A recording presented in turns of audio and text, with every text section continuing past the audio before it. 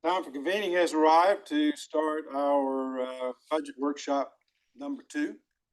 We do have a quorum. So with that, I'll turn it over to City Manager. Thank you, Mr. Mayor. Members of council, good afternoon. We are happy to be back with you 2 weeks after Budget Workshop 1 to continue our FY 2027 budget process. In front of you today to go into your binder is a copy of the slides that we will be reviewing today. As a recap, first up is the remainder of the schedule for our budget calendar this year. As I mentioned, today is budget workshop number 2. We will be back next Tuesday, which is the day after Memorial Day, in this room for the formal presentation, the line item detail of the proposed budget, and to answer any additional questions that may have come up after today's workshop and during today's workshop. Then on June the 2nd, we have our first public hearing scheduled. And finally, on June 16th, we are scheduled for our final public hearing and budget adoption. So the purpose of today's meeting is really to review our revenue projections. We're going to take a look at the general fund. When we come back in a week, we'll go through the other funds that the city budget includes. And the purpose as well is to compare what we are projecting for full year FY 26, so for the remainder of this budget year, as it relates to our FY 2027 budget.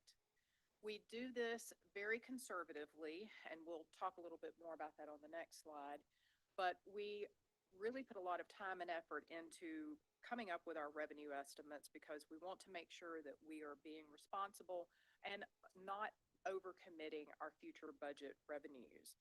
And also, we're going to answer any follow-up questions that have come up since our first budget workshop. Again, keeping with our established practice, we conservatively determine our revenue and expenses. What does that really mean? Well, we overestimate our expenditures each year and we underestimate our revenues so that we avoid unsightly surprises anytime during the budget year. When we practice solid estimating, it neutralizes the pressures that we may have during the year from multiple sources as it relates to revenues coming in. Also, an underlying fundamental principle for our budget process is that we never propose using one-time revenue sources for ongoing expenses.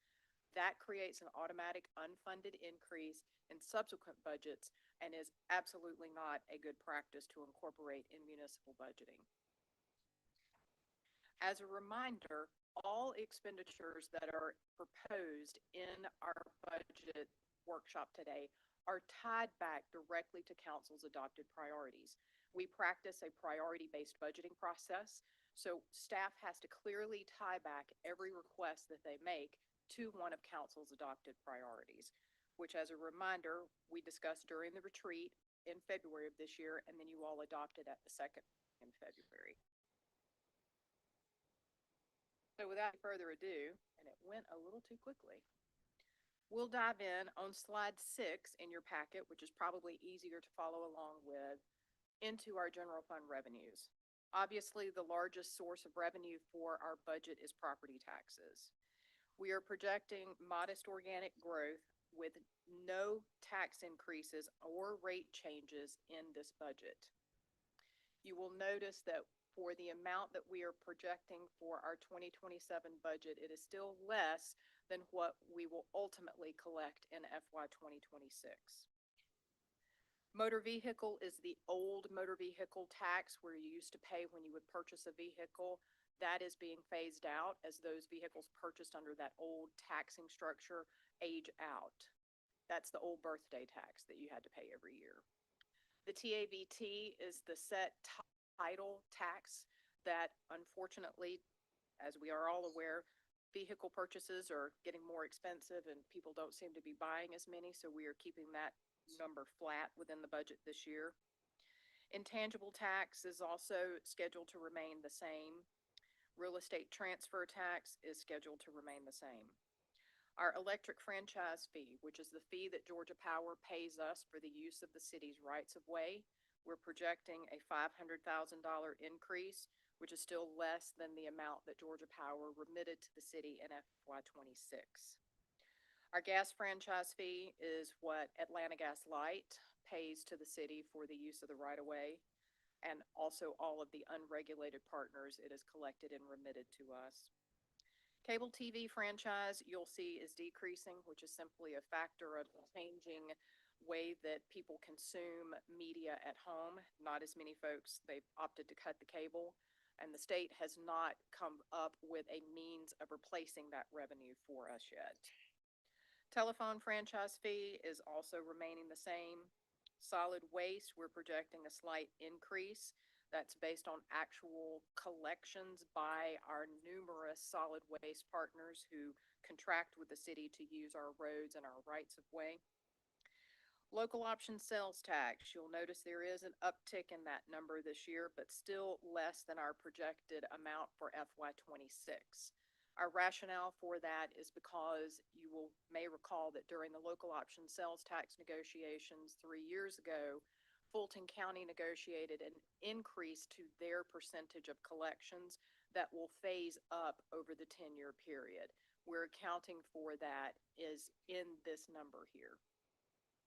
Alcoholic beverage excise tax, fondly known as and excise mixed drink liquor by the drink tax. Business occupational tax, we are projecting a slight increase based upon actuals. Business audit revenue is not projected to bring any revenue in, and insurance premium tax is projected to see a $1.5 million increase. As a reminder, the insurance premium tax is collected by the state and remitted to localities or cities in our purposes. It's 2.5% of each premium that is paid by policyholders. Any questions on this slide? Yes, sir.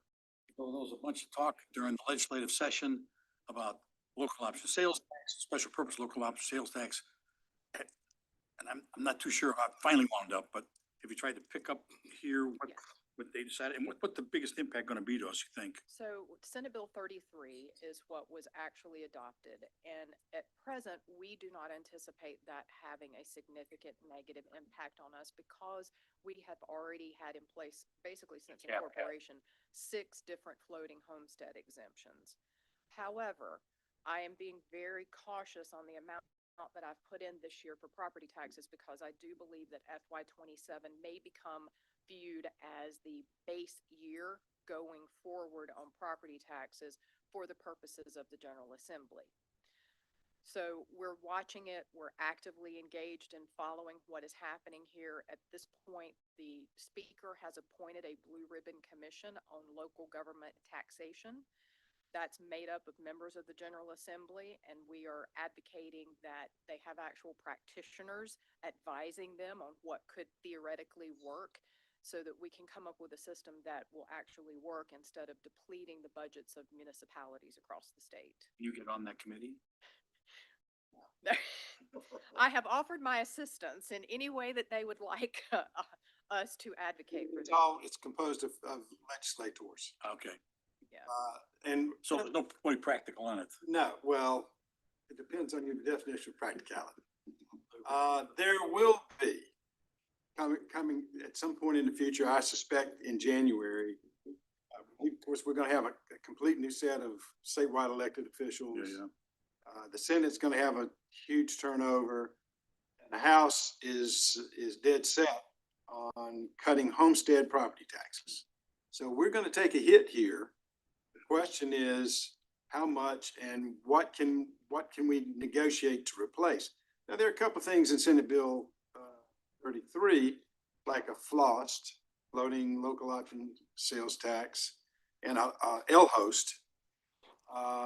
But we have to negotiate any of that with Fulton County and the other cities in the state, and it's not going to have any real impact on this. And there would have to be a referendum as well, which would not occur this year.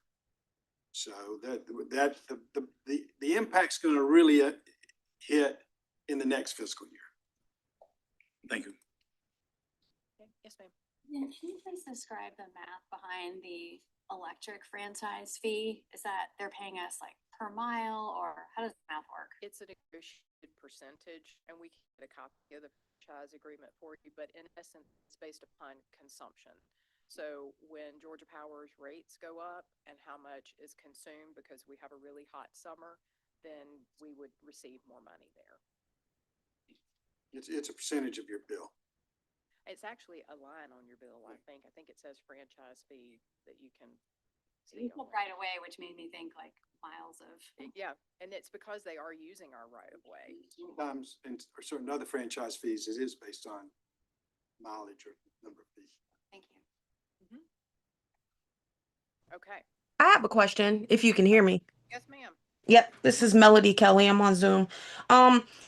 Regarding franchise fees, do we have an agreement yet with Google Fiber? No, ma'am. Are we still in any update on it? Are we headed toward one? Will we never have one? I Wh- think ultimately we will have one, but really the ball is still in their court. They had proposed a percentage that was not adequate to compensate us for the price of right of way, which I had explained to Google needed to be more in line with actuals as opposed to a very discounted rate. In all honesty, we have to get back on that and try to figure out how they'd like to proceed. Okay, because I do get the occasional question on the ground from communities that want to, engage with Google Fiber. But one more question about the solid waste. So do all of our solid waste vendors pay into the franchise fee? Is that also like a line item on bills? I'm not sure how the individual companies bill it. I know Hmm. my personal bill, it does show up, but yes, they all have to collect and pay that to the city. Okay, thank you. Yes, ma'am. Okay, next we'll move on to licenses and permits. First up, we have alcoholic beverage licenses. These are the individual licenses for restaurants. Firearm permits is exactly what it sounds like, the processing fee when a person comes to the police department to get a firearm permit. Server pouring permits are for servers who are serving alcoholic beverages that is at restaurants or other places of business. Planning and zoning fees are the fees paid in association with applications for zoning, like you have on this evening's agenda. Development review fees, those are also related to when staff has to review a permit that comes in for review. Building permits, plumbing permits, electrical permits, HVAC permits, utility permits are exactly what they sound like. And you'll notice with building permits, we have bumped it up slightly over the 2026 revised, but nowhere near our 2026 projected. That is one of our more volatile revenue lines that you simply cannot predict with great accuracy. So we believe it's better to take a conservative approach to that. Building reinspection fees are when our inspectors have to go back out for an inspection after the builder or the property owner did not do what was required with our earlier. It's anytime we have to go back and reinspect.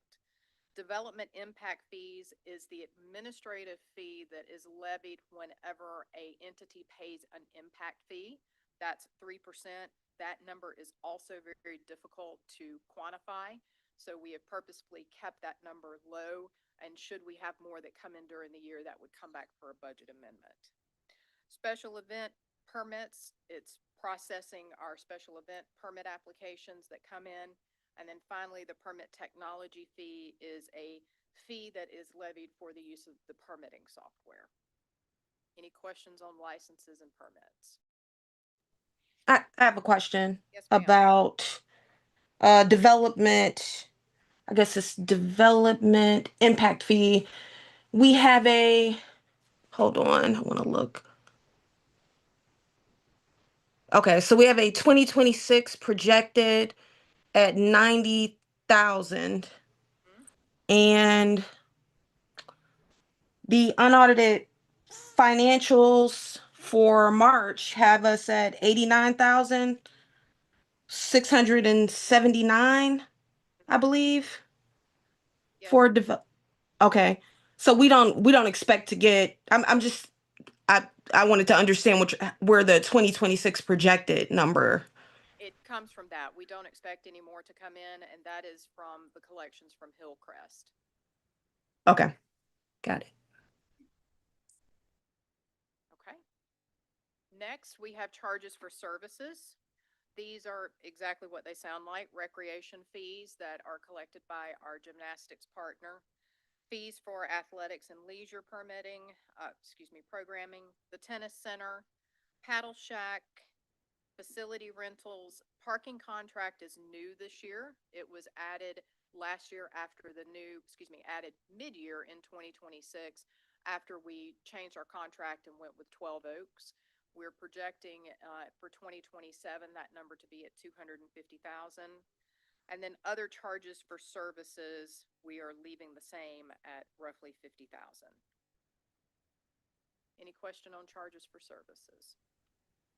Our new, if it's okay, our new massage ordinance related to massage parlors or those type of establishments, they have a permit. Do they not? Is They that not? do. Is that already captured? Where are those, Tony? They're under business licenses. Okay, so that would have been on your previous slide. That's on the very first one, slide 6, almost at the bottom, business occupational tax. Ah, okay. All right. Thank you. Uh-huh. Yes, ma'am. On the paddle shack and the parking contract, Uh-huh. in the variance column, should that have something over there in a percent change just because there was nothing?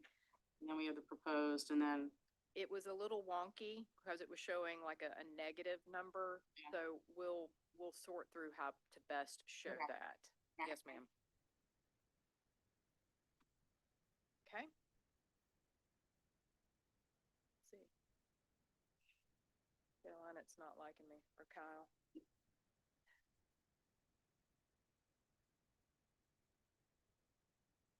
Still not. Oh, wait, I went too fast. All right, thank you very much. Next, we go through other revenues, which includes federal grants. That's a line in our budget that we don't put anything in until we actually get a grant award. You should never count that you're going to get a grant until it is actually awarded. The same with state matching grants. GDOT, that is the agreement that we have with GDOT for partial reimbursement of mowing the state rights of way on Georgia 400 and 285. Municipal court fines is exactly what it sounds like. Interest revenue, we have trended down slightly because of changes in interest rates. Election qualifying fees, we do not anticipate having this year because we do not have any elections. That's a every 4-year line that shows up in our budget. Not object? No, we do not object. Next is photo enforced fines. We will talk about this when we get to the speed zone cameras, but we have projected $200,000 in revenue for 2027, but we're currently trending to receive $306,000 this year. And we'll again talk about that in a couple more slides. False alarm fees is one of our real success stories over the years. Y'all will recall the rash of false alarms that used to happen with police department and fire department and deplete our folks. After enacting that ordinance, which has been widely viewed by many cities and counties across the country and replicated, we've driven that down now to where it is not the issue that it was before. Other public safety fees is at, Tony, what are those? I'm sorry, I can't remember. We'll continue. Royalties and rental revenue is revenue that would come in. Miscellaneous revenues includes fines collected under the fire department's Lift Assist program, IGA fees from hospitality for serving as their fiscal agent, open records requests, tennis services for the utilities, and then insurance reimbursement is from rebates from Cigna that are related to various wellness programs. towing services. Thank you, Tony. So other public safety fees are towing fees that are collected.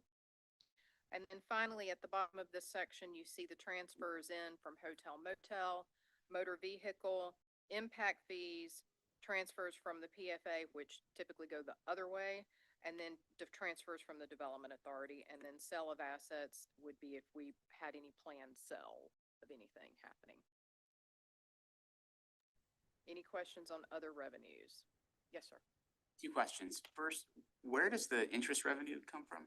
It's a combination of Georgia Fund One and some that we have with smaller accounts with Truist. Our fund balance, we have the fund balances, our reserves are, and so that's where most of the revenue comes. The interest revenue comes from the interest we earn on those reserves. It also comes from T-Splost, where we receive the money before we actually pay out, and so then we earn that revenue as well.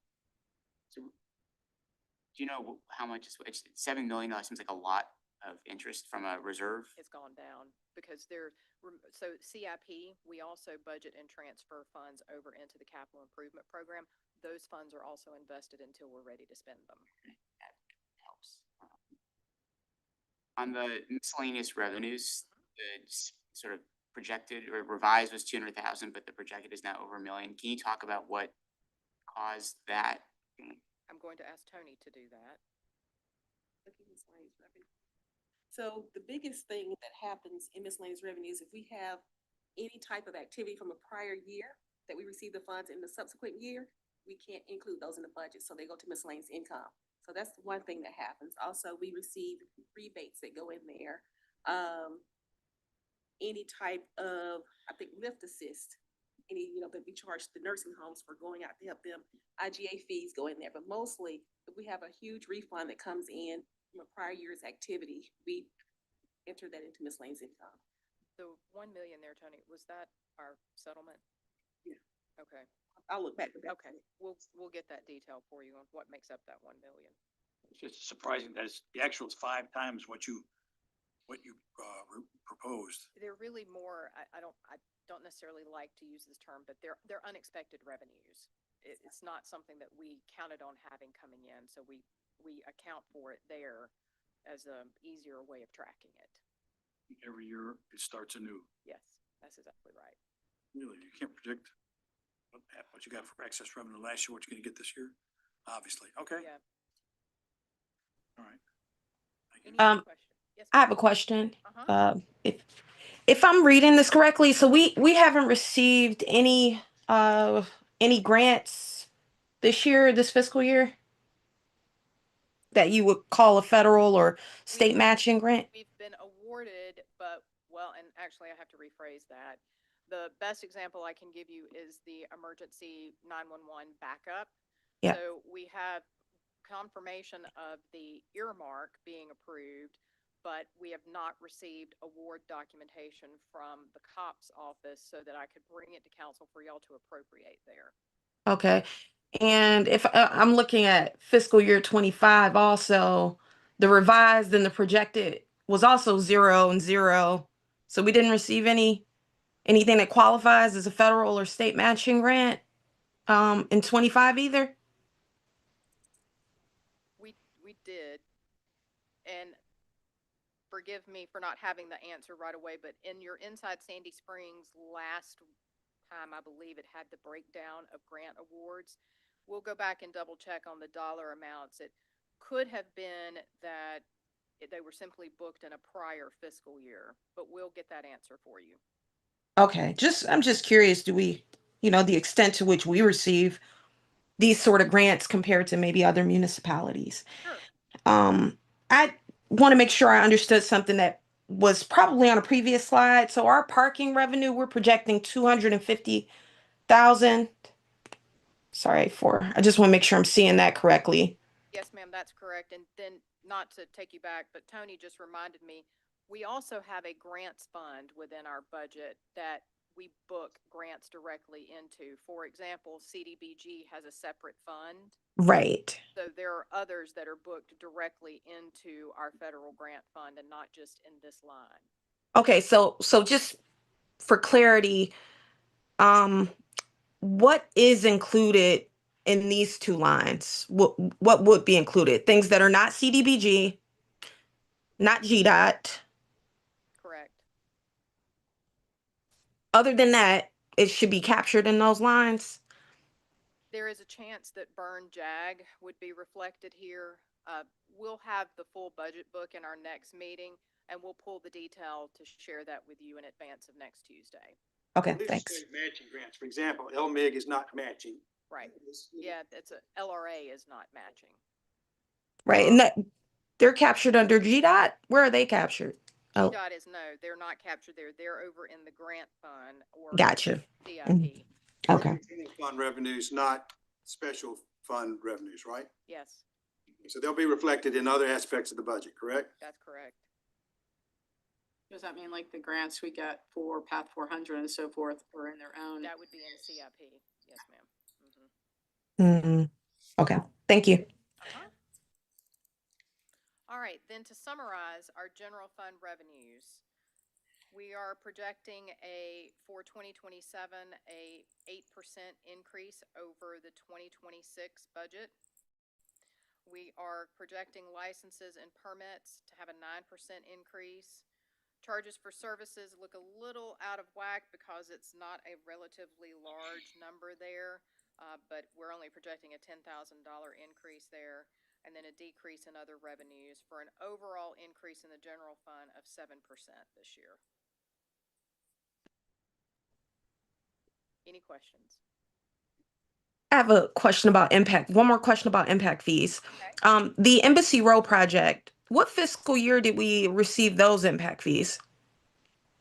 I know you mentioned Hillcrest is what. Did they have any? Yes. They did. We're looking right now. If we'll Okay. come back to that, Dr. Kelly, okay? Okay, thanks.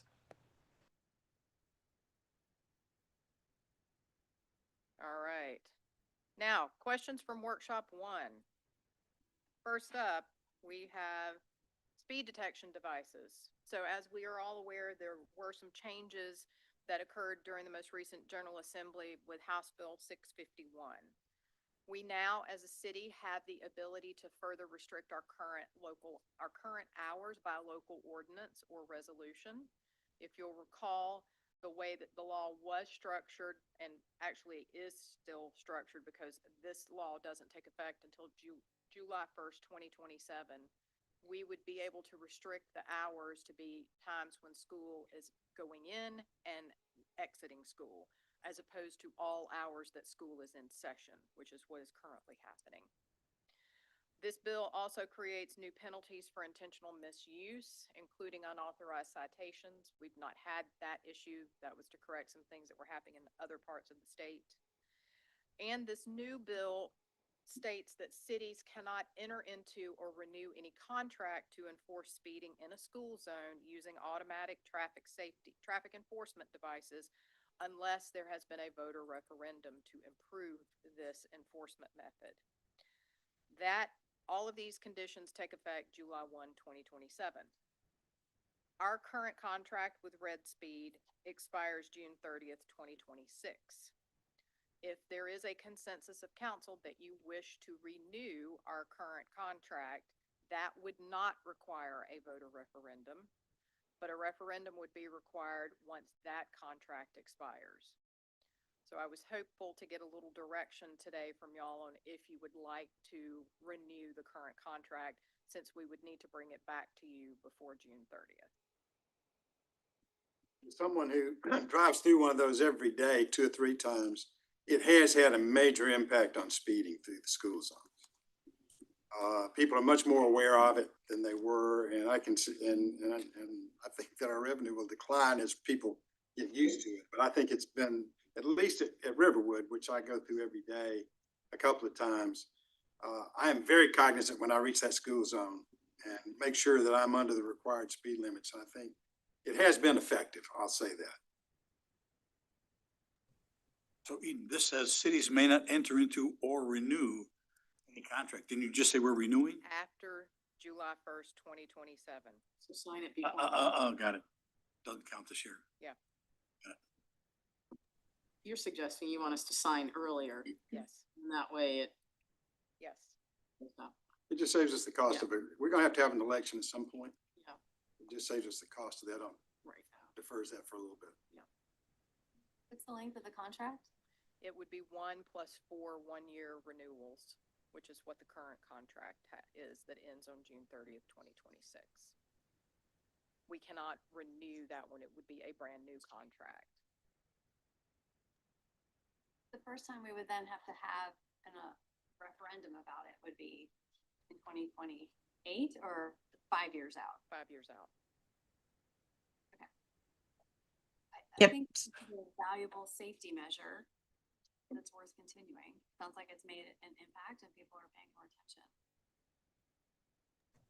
Yep. So I am if it's okay, I am very much opposed to renewing, particularly now that we see that the state legislature is has taken this posture toward it. I think it would be irresponsible in some ways of us to go in and just slip in a renewal since we are before the effective date. I have heard I have countless emails.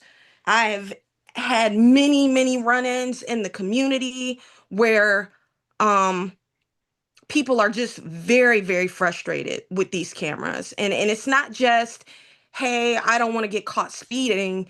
It's the signage, it's the hours, it's the people have complained that it's unclear how to pay or how to contest if you have an issue. It has just proven to be an absolute mess, speaking specifically about the speed cameras at North Springs High School. It has been an absolute mess. I am so happy that the state government is at least giving voters an opportunity to choose this method. And I would really, I'm very much opposed to us renewing this contract. Thank you. Okay. Anyone else? I have some questions. Go ahead. So the allocation, did the bill also say, what the funds would be used for, right? They have to go to public safety, is that? This didn't change it, so that's still in the current law, so it has to be used for law enforcement. Safety or there was other conversation about it having to go to school safety programs. It's law enforcement training or equipment. So it doesn't go into the general fund, it goes into. It does go into the general fund, but it's earmarked, if you will, for law enforcement. I thought this bill, doesn't it also have something about the lights, or maybe I'm confusing that with the other bill? It does include some points about lights, which we put that out there. Lights, I think, the current lights, and I think this was one of the concerns of residents, that lights were on, people thought the lights were on only when the cameras are on, and that's not true. The lights are on in the morning and then the afternoon. I thought the bill said that anytime the cameras are on, the lights now have to be on. I believe that's correct, yes, ma'am. Okay. I haven't had, I mean, when we first started this, we had the issue with the signage. We had some, I would say, repeat offenders. I had someone that had, whose son had 3. So I haven't had any for quite a long time, since we've, people have A, gotten used to it, and B, we've gotten better signage. But I kind of have to think more about whether, I think it has had the intended reduction in speeding, but I have to think about it. Okay. Keep it going.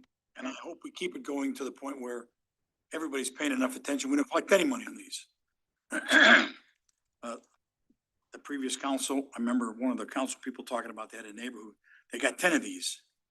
I thought to myself, if you're getting 10 of these speed zone camera tickets, you need to take a look in the mirror here, because it just didn't make any sense to me.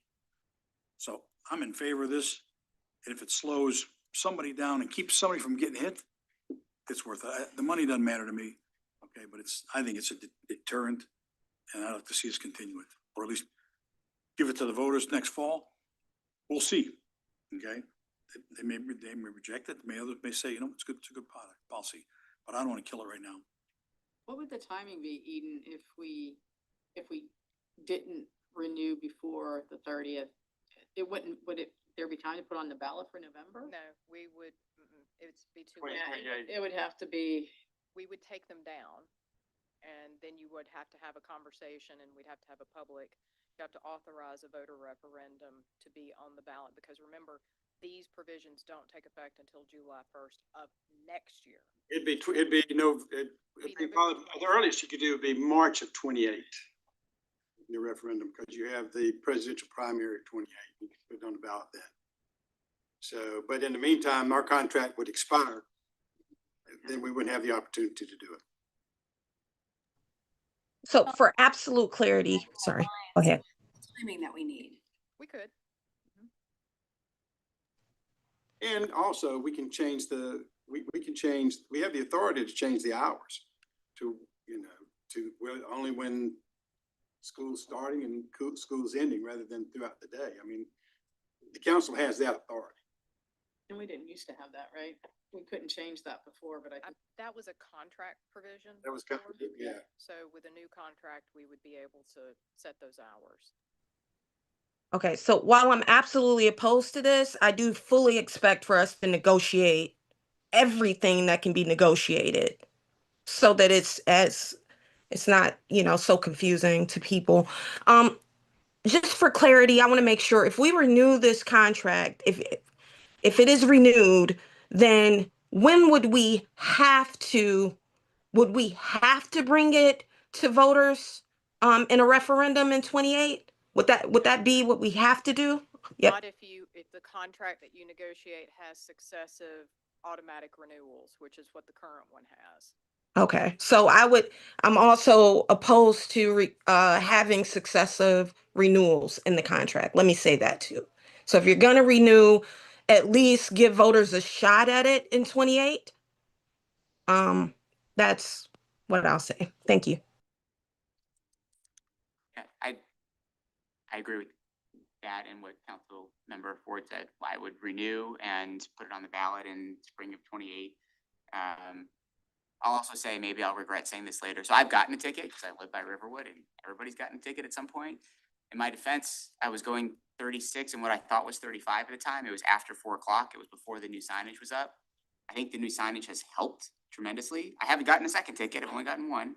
But I do think, based on some feedback I've gotten through the spring, I would love Public Works to keep looking at the signage, particularly as the sun may shift during the year, because there are times of year where the sun actually blocks out at least the Riverwood signs and it makes it really hard to see. Okay. So in the next couple of years before this is on the ballot, let's take a really careful look at signs, and like, no sign is too big. Make sure everybody's warned. But I think we can build in a contract term that conditions it on the voters approving it in spring of 28. But you're okay with bringing forward a renewal for the period of July 1st, 2026 to June 30th, 2027? Yes. one more question, Eden, on the hours. Would this renewal just be a renewal of the existing terms, or could we have a change with them on the hours? It'd be a brand new contract because we can't just renew the old contract. It is ending. It gives us the opportunity to set the hours. Okay. I think that I would be in favor of that. Okay. The hours. And doing a renewal prior to the 30th. Okay. Right now, the cameras are running all during school hours. Yes, sir. They shift. In the morning, it's at 25, then this is at Riverwood. 25 in the morning, 35 during the middle part of the day. Then when school gets out in the afternoon, it drops back to 25. So, and you get an 11-mile-per-hour race in that process. So if you're in the middle of the day going through there, I'm familiar with how radar works, but I'm just surprised that they don't have it before school and prior to school and now. In the middle, doesn't matter. That was part of the conversation. So this was executed shortly before I came back to the city, and during that negotiation, that contract had it would run the entire time that school was in session. It would change, as the mayor was saying, 25 during intake and exodus from school, and then during, it would be the normal speed limit. But we can change that. I wrote a lot of radar tickets in my career, and we did allow 10 over. Yeah. That's state law, under White versus Georgia. In school zones, it should be right before school starts, right before it ends. Taking your chances if you're going over the speed limit in between those hours anyway, especially if we have a traffic unit that's running radar or the laser. Right. And I think they probably should have more activity during schools anyway, around the school. I think we got a consensus enough to know we got to bring the contract with some changes. Got it. Then the next slide is how much has been collected. So we wanted to also share with you where the larger number of tickets are being written. The Dalrymple Road site has had quite a few more that have been written. It is important to note that and this is since contract execution, so 7,519,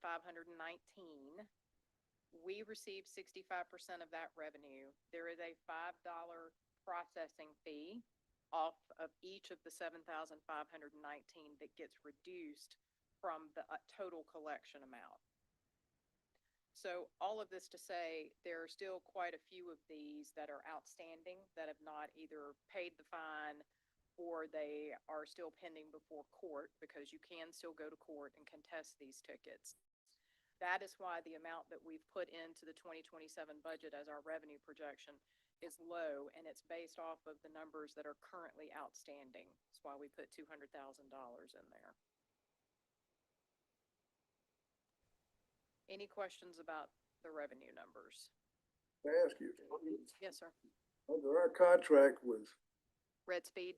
the, what do we pay them for their service? They take, so we get 65%, they get the other 35%. Fees come out of whatever. Yes, sir. They take that off the top, plus the $5 processing fee. So Eden, there's over $1 million in Outstanding. citations outstanding. What's the aging on those? I don't have that number, so we'll get that.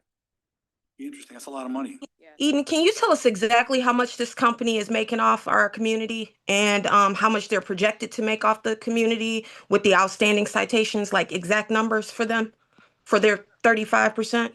We'll do the best that we can to get that information. Yes, ma'am. I don't have it in front of me. And while you're looking at it, if you would, I'd like to see how it's changed over time. Okay. I remember the first year citations dropped down, the number of tickets dropped down. The second year it was in, but that's all I remember about the trend. Okay. Anything else on this topic? I just want to say one more thing. Surely there are other ways to enforce speeding that just, these numbers are outrageous. That's all I'll say. Thank you. Okay. All right. Next, I'm going to ask Brent to come up and walk us through some of the questions for Parks and Rec. You also have at your table today, we're not going to put these slides up, but there is an overview of trails and Trail 2C, but you can take a look at all of that while Brent goes through this. Thank you. Afternoon, Mayor and Council. A couple of things that came up out of Budget Workshop 1. One of the questions came up about the football field and its usage over at Morgan Falls Athletic Complex. As all of you know, Sandy Springs Youth Sports oversees the use of Morgan Falls Athletic Complex through a MOU with the city. They do a fantastic job over there for us with youth sports. The upper fields, which is, just to orient yourself, this is the large parking lot, the lower fields, which I'm sure Councilman Shinsky is very familiar with. And then the upper field is a football field with 3 softball field overlays on top of it. The primary use for those upper fields are for softball and baseball through the majority of the year. During the fall season, they do remove the fencing here to open it up for flag football and cheer. So it's utilized as a football field about 3 or 4 months out of the year, and is converted back. We do plan to, as part of the next iteration of the park and the improvements we're doing, all of that will be turfed. It will have either tick marks or sewn in lines for multiple sports, soccer, lacrosse, football, and of course, softball and baseball. Will have removable fencing, so it can be converted from one sport to the other. It will drastically improve the playtime and the value of those fields. We won't have the ponding and the geese living on the upper fields that we've had in the past. So that will be one of the improvements as part of the next capital project over there. Unfortunately, due to the sidelines and the lack of interior facilities for teams, it doesn't meet the standards for high school football. We have, however, offered it for scrimmages or practice or whatever use they may need outside of games. We can help accommodate that. Any questions about? Yes. I got some feedback recently for a request for some shade structures over the stands. I think is on field 6, but one of those fields pictured. It's one of the only ones that doesn't have shade over the bleachers. So if it's possible to look at that at some point, I don't think it'd be terribly expensive. Maybe too late for this budget year, but something to look at. And second, is from accessibility perspective, it's really hard to get up there. Yep. Is there anything that we can do to increase mobility and accessibility to get up to those fields? Yes, actually, as part of the plans that we are currently working on right now, we had a ADA assessment done of the site. So we've integrated that assessment into this next iteration of construction. So you will see a new access ramp in this area. Utilizing this ramp but extending it and making it ADA compliant. There's also going to be some reconfiguring of the parking lot for accessible parking with new accessible access on the lower fields, and a new ramp down to field 5. So we're trying to incorporate all of the findings as part of that assessment into this next field or construction project.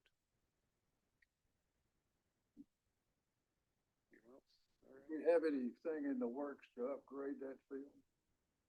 Yes, sir. That's The high schools or private schools could play on it? nothing that would be able to accommodate games per the standards for the GHSA. There's a locker room question. Right. So you have to have indoor facilities for inclement weather for both teams.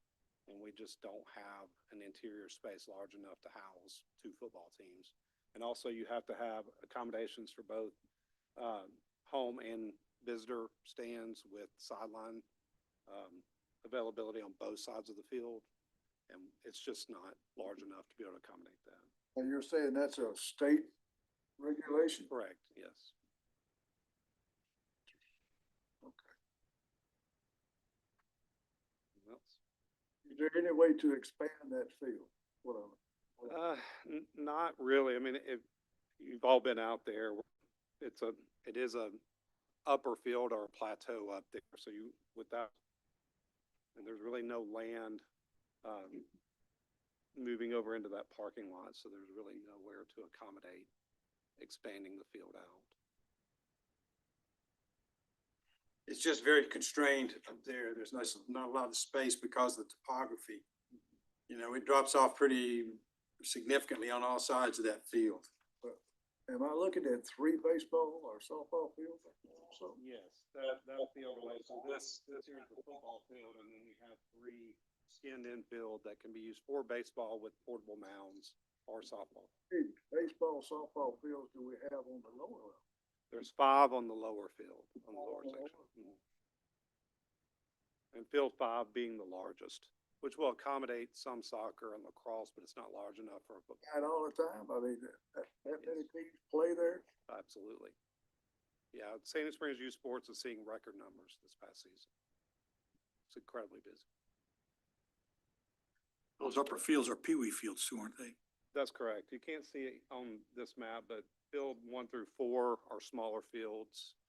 There is an opportunity, right now they're fenced, but if you look at the site plan, there is a way to make a rectangular field out of those 4 fields also and have temporary fencing so that we can have some more flexibility for other sports there as well. Primarily baseball and softball, but to have an opportunity to remove the fencing and have other rectangular field sports. I guess I meant the upper field, those to the left, They're the Pee Wee field. Yes, sir, they are small, yes, sir. Right, one other idea. So parking is obviously an issue for the fields and there's not enough of it many days of the year. There's not an obvious solution to that, but one of the bottlenecks is when cars park on the side of the road, sort of on the sidewalk leading out to the park. And for people who are not up there often, they don't do a very good job parking and they're sort of jutting out into the street and only one car could pass. Could we look at painting spots, like almost like a parallel parking spots to show people how far they need to pull up on the curb so that it's not blocking traffic? That's part of the current plan. We're actually going to pick up about 100 parking spaces as part of the new plan. Yeah. We're gonna reconfigure the upper parking lot and expand out the lower parking lot, push in the curb and be able to pick up some parking on that one edge. So it's about 100 spaces, and then also this area here is gonna get some additional parking. So it's kind of around in different places, but yes, parallel parking along the main drive coming in is part of that.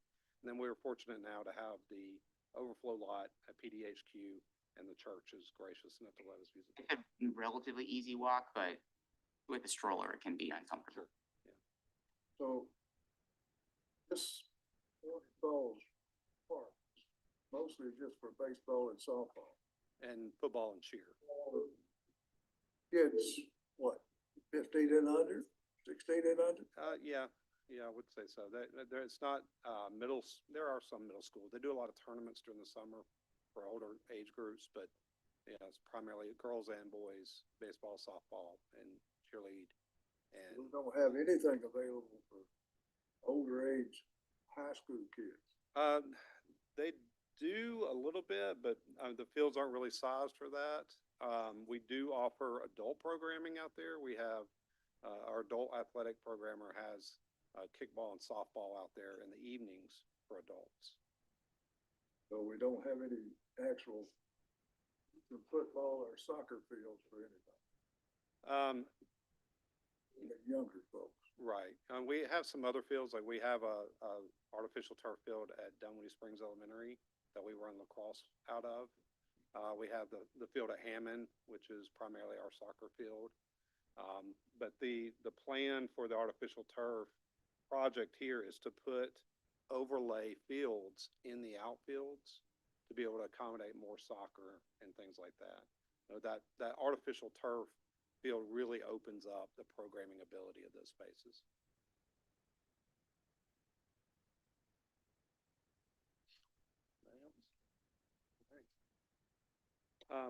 Couple of questions came up about the tree fund. Currently, we're at 1.2 million, a little bit over 1.2 million in the current fund as of May 5th. The end of the year estimate is $602,705 after removing the payroll for our urban forester and the amount dedicated to projects. TS 191 and 192, replanting of trees, will be funded out of this. So we are supplementing a lot of the tree reforestation and tree replanting a lot of the public works projects as well out of this fund. And those replanting, Brent, will be in the fall, correct? Because we're not getting into the hot season. Right, yeah. A question about, I know the Hammond is down the road. At what point will we have an estimate for that project of what will come out of the tree fund to know whether or not we're gonna be able to cover that? For if we were to move forward with the recreation center, or? Yeah, so my question is, it's kind of like a future looking, so as we do the Hammond widening project, there will be quite a few trees, and I don't even know what the plan, do we have those plans? Do we even know what that estimate might be to know how our tree fund balance is gonna hold up to that? They're in progress, but we don't have a final number yet. Okay, thank you. And then some questions were asked about our tree program. It's coordinated and administered by Trees Atlanta. They're a nonprofit partner through an MOU with us. And then, of course, Willie works hand in hand with those guys to help implement that program. A lot of the program costs are fully funded through the organization, through their own fundraising grants and other non-city revenue sources. We fund the implementation of the program within the city, including the project management, the procurement, and then the volunteer coordination. of when, Trees Atlanta brings a lot of volunteers, but we coordinate with them when they come in.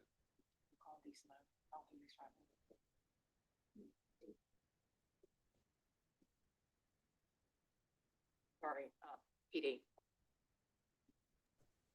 I have a quick question. You mentioned payroll on the previous slide. Just to be clear, how many employees are paid for out of that? This is one half of William Park's salary. Right. Okay. Out of this.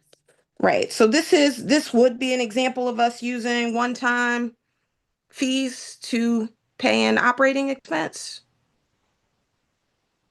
So these are recurring revenues that the city receives every year. We know that we will receive tree fund dollars into that fund each year. So no, this is not quite the same. Okay. So we're all right. Thank you.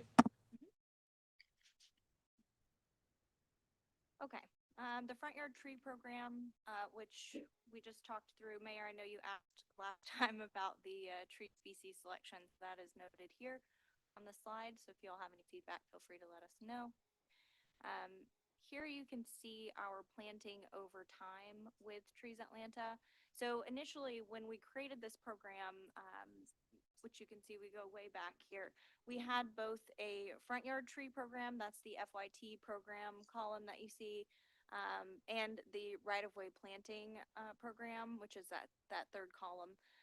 So at the time when we created this program with Trees Atlanta, we did not have William Park on staff. We didn't have an urban forest coordinator position at the time. So this was a great way for us to get some additional trees planted in the city's rights of way. And as we brought on our own expertise, we no longer needed that with Trees Atlanta. So we've really cut down that program with that partnership, and now we are just focused on the front yard tree program that they administer for us. Kristen, a question. As we have the development with the scrapes of the older homes and the bigger homes, is there any way when people come in for those permits that we can talk to them about this program? Because if they're scraping it, maybe they would be candidates for the front yard program.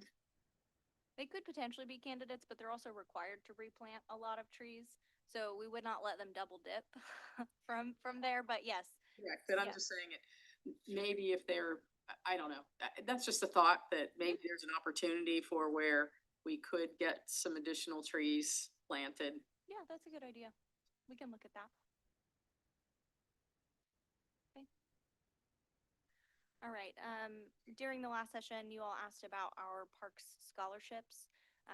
So they are reimbursed. We reimburse ourselves annually from our scholarship fund. We have about $9,000 in that fund right now. We received 2 donations in fiscal year 2026 from the Dunwoody Women's Club and the Sandy Springs Foundation, totaling almost $1,000 between the two. And then you can see at the bottom our total number of participants by fiscal year. So it ranges between 10 and 14. That information, we do have the scholarship form linked on our website. It is listed on the programs page so folks can see it, and it is available in our Civic Rec program. So people who need scholarships will see that. We do intentionally keep the cost of our programs low. So if you compare, for instance, the cost of our summer camp to a privately run summer camp, you'll see an extreme cost differential there. So our programs are already a lot more affordable for families in the city. Where's the fund you mentioned? Where is that in our financials? The balance in the account that you're referring to? How's it labeled? Not broken out specifically with Rec and Park Scholarship. It's part of our operating account reconciliation. So you're not gonna see that in the financials specifically, and not a line for that. Okay.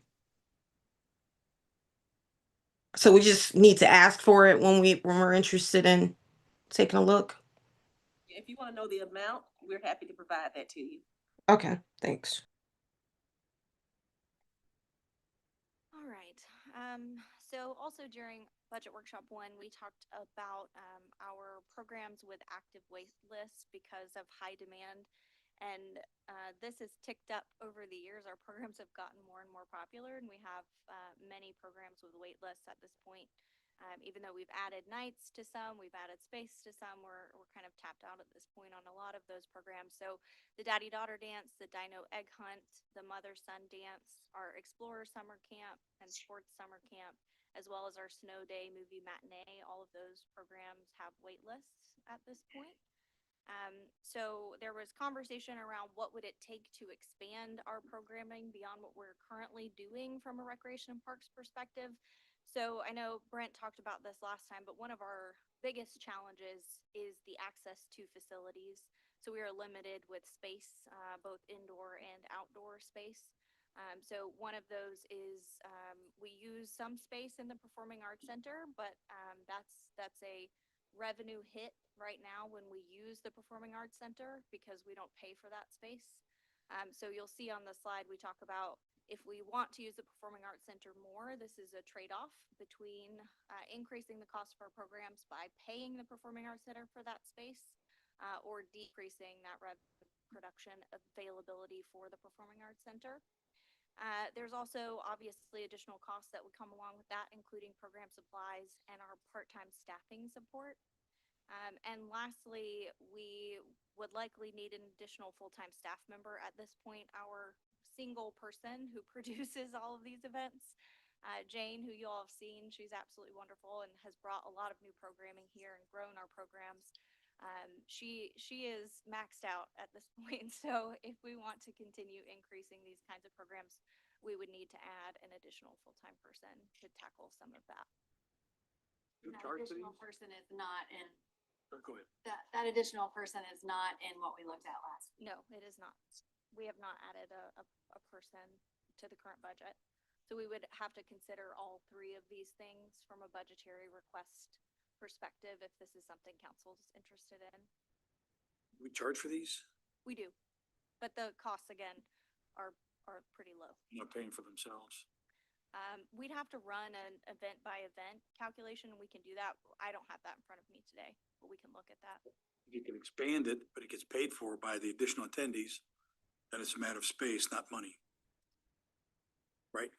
Yeah. And this space is a limiting factor. We would end up having to increase the cost for it in order to not take revenue opportunities away from the Performing Arts Center. Right. Right now, when we use the Performing Arts Center space, the recreation programs aren't paying for that space. We are just booking it as the city and not paying for the space.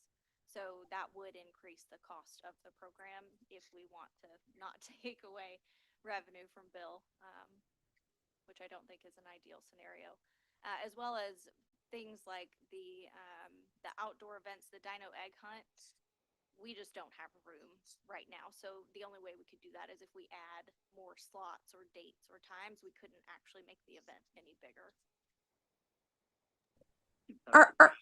Oh, so go ahead. No, it's an observation. We're kind of capacity limited here.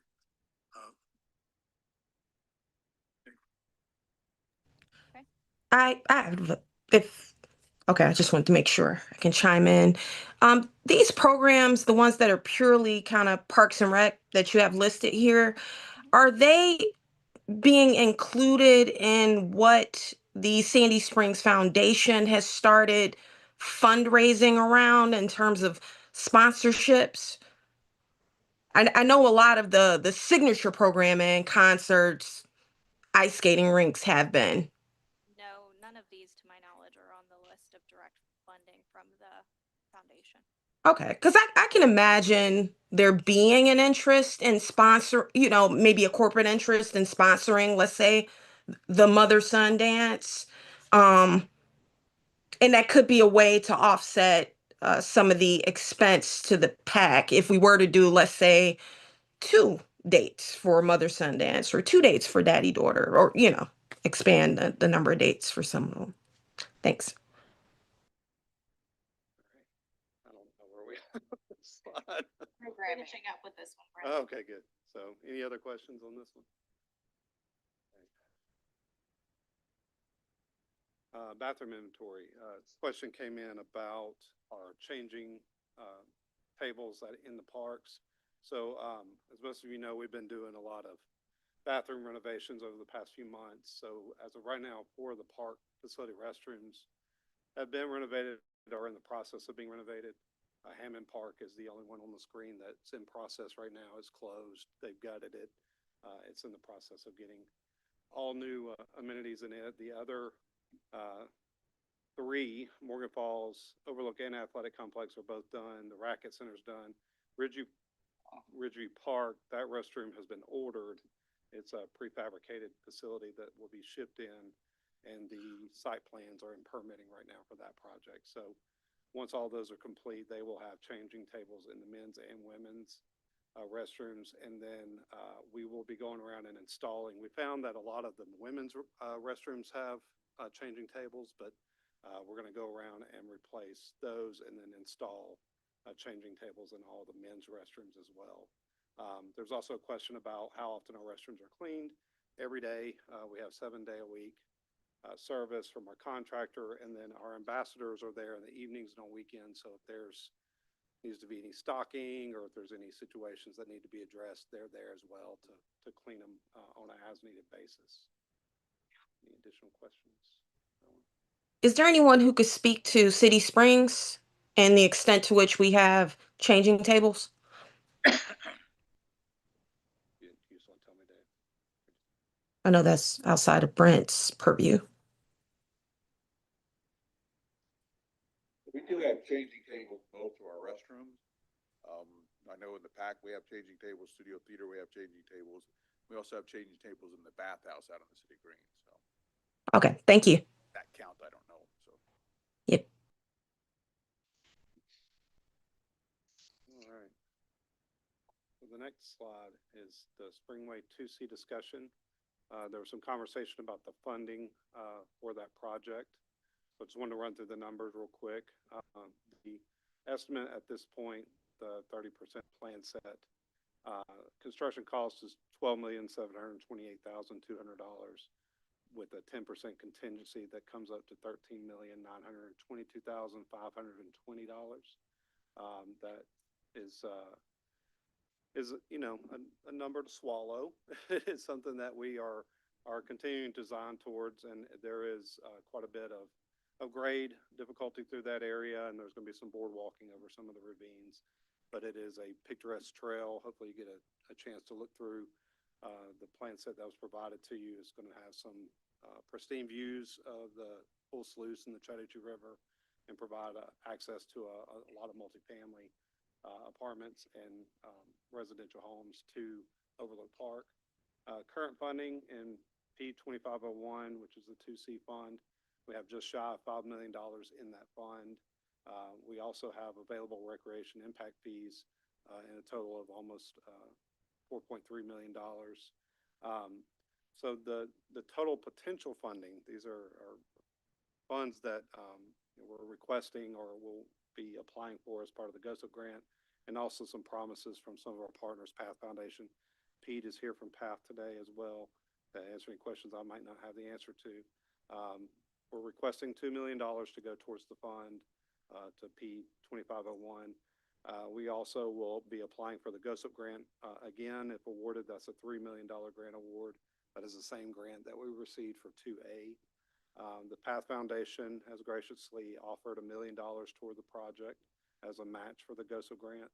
And then also the Sandy Springs Conservancy has offered $30,000 towards the GOSOP grant and matching funds as well. So as you can see, the deficit for what we have between the current funding and the available recreation impact fee, and then if we were to get the capital fund budget proposal, we still have a deficit of $2.6 million to realize fully funding of the project. Your math confuses me here. Sure. Got current funding of 4.9 million. Mm-hmm. We can dip into recreation impact fees if we so choose for another 4. That's correct. Gets us to 9.2. Yep, that's right. The total cost is 13.9. So the difference between 9.2 and 13.9 is what, 4.6 million or something like that? That's right. Well, then where'd you get the 6 million down below? So this is the total pending funding if if you added all of these together, it would We come have more than enough. We got all that together. So this is just does not include the $2 million that would come out of the general fund. So if we were to fund both of these, you would have the 9. If we had the 2, if that was approved as this part of the budget cycle, we would just be a little bit short. I mean, around 11, we'd have around $11 million towards that 13. That's assuming the GOSP doesn't come in. That's correct, yes. And the matching funds is a function of the GOSP. Yes, that's part of the. So how you get to 3 plus 1, Yes, sir. they match, Yes. 1 for 3. What do we think our probability is of getting that COSIP grant? Because we've received some in the past, right, and some we have not received. That's right. We had a really good meeting with them after this last round and we weren't funded. We went through all the scoring criteria. There were 24 applicants. And we're 12 of 24 and there were 8 awarded. So we missed it by 4 applicants. We had some really good scores on some of the criteria. There are some areas that we can do better in. We have those scores, so we know where we need to focus our attention. And we're working with PATH as part of the design and construction of the project, we're going to be addressing some of those values in the design. So when we go to apply again in October, we can really show that we're meeting those point values through native plantings, through wildlife programming, through all these things that DNR wants to see as part of your application process. We can really build a better application knowing where we had deficiencies last time. So the deficiencies were more design related. Just didn't have it wasn't, let's say, a good trail placement or whatever. It was more, we didn't have some of the aesthetics and different things they expected. Yeah, it was more about the narrative. I mean, we have all of the things in the criteria and the scoring mechanism. We just need to do a better job of showcasing that. The trail is going to do all the things that would score high point values. We just know where we need to kind of beef up our narrative and kind of showcase that better than we did this last time. So I'm taking away 2 points. One is that this is a $14 million cost, of which the city would be paying $10 million. And $4 million ideally would be coming from outside funds. Yes, just over 4 million. Okay, and then I'm also interpreting this to say that it's 2 million of capital plus the 4.3 of impact fees. So for next year's budget, it's really 6.3 million that we're allocating.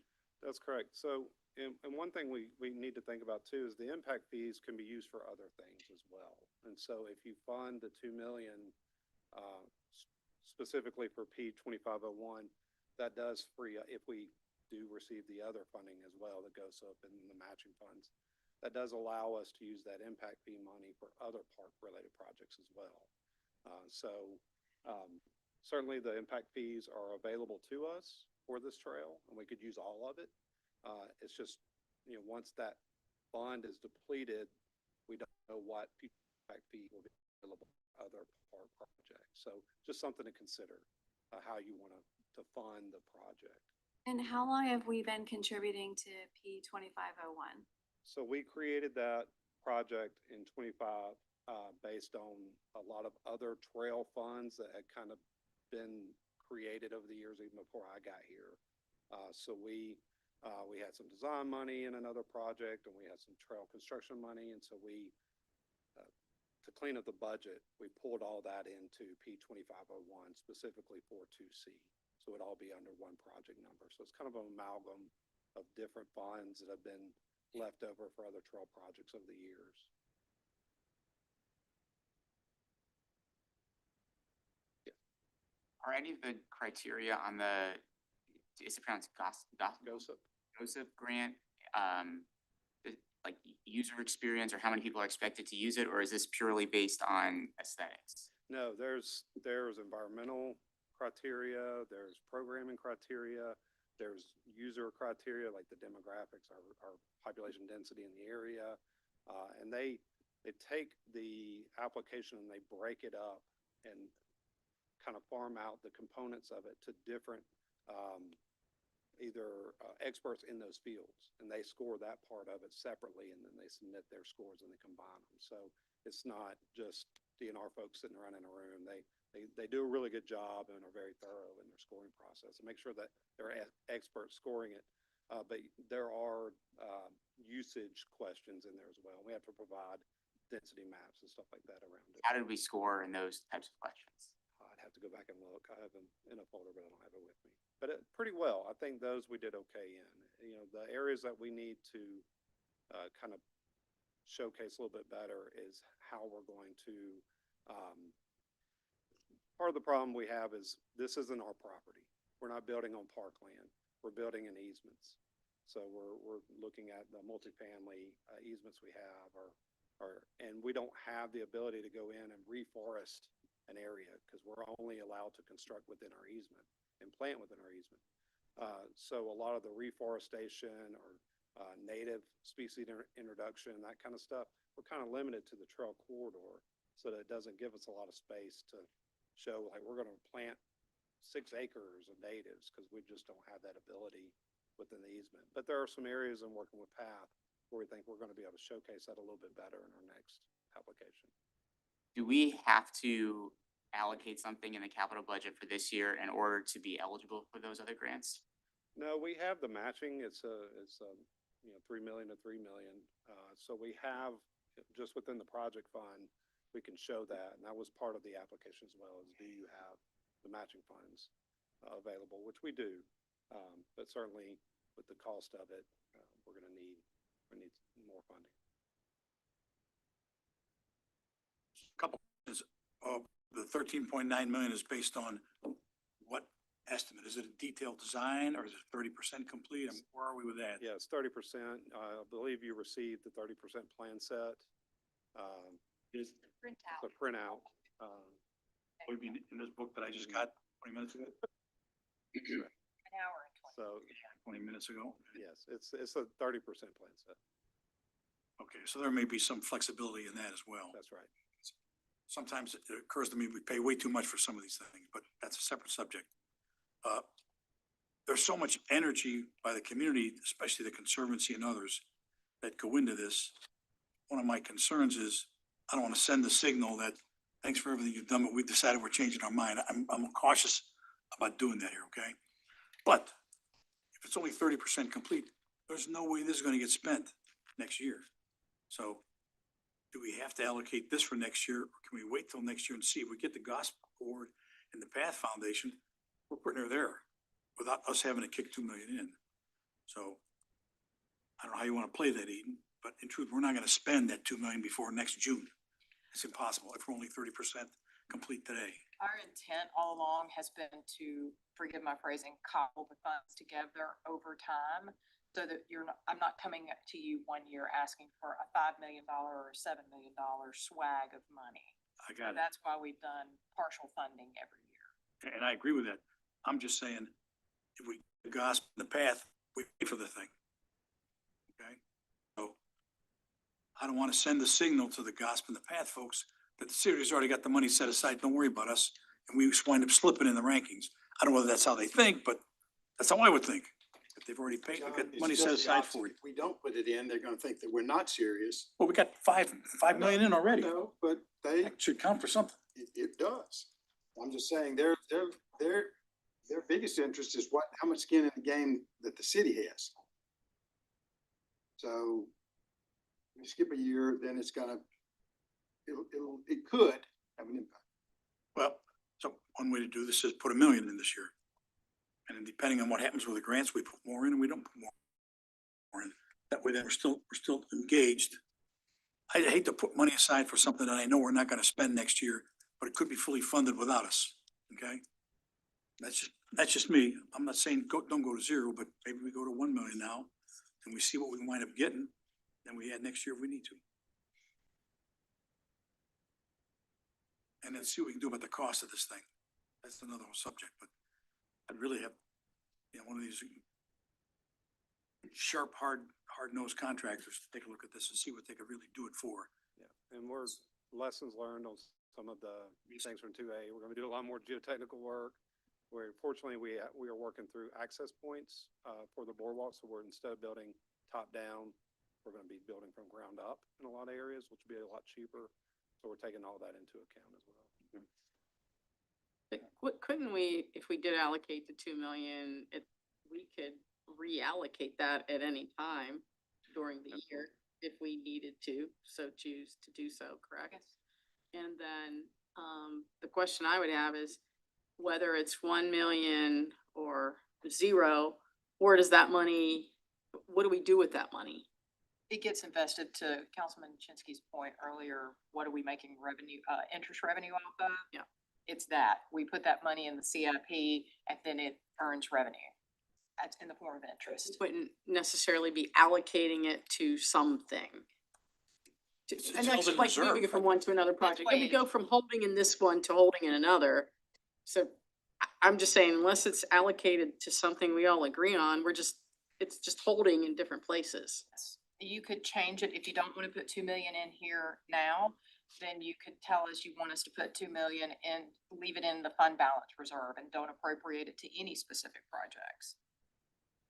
I guess my thought on this is that, we have our parks plan. I know it's very expensive to do these things. We have 31 miles to build.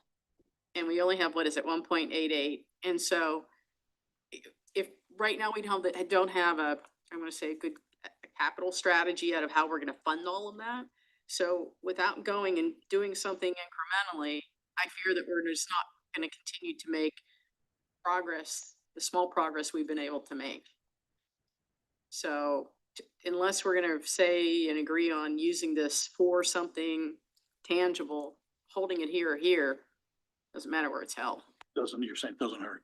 Yes. As long as nobody's making their funding decisions to us based on how much money we have in there. If we have 2 million in there, are they gonna say, you don't need that 2 million because you've already got it set aside? I don't want that to happen. I also don't want the situation where they look and say, well, you stopped funding it, so they're less interested in funding this. If we I get don't know how the this works. grant, then you have the opportunity to reallocate these Correct. money. It's not like the money's going to evaporate if you don't use it for this. It can be reallocated for some other purpose. This just makes sure that you're, as Councilwoman Mueller said, you're building that incremental fund there to be able to ultimately pay for it. And the GOSP grant doesn't get awarded or not awarded based on whether we put that extra 2 million in?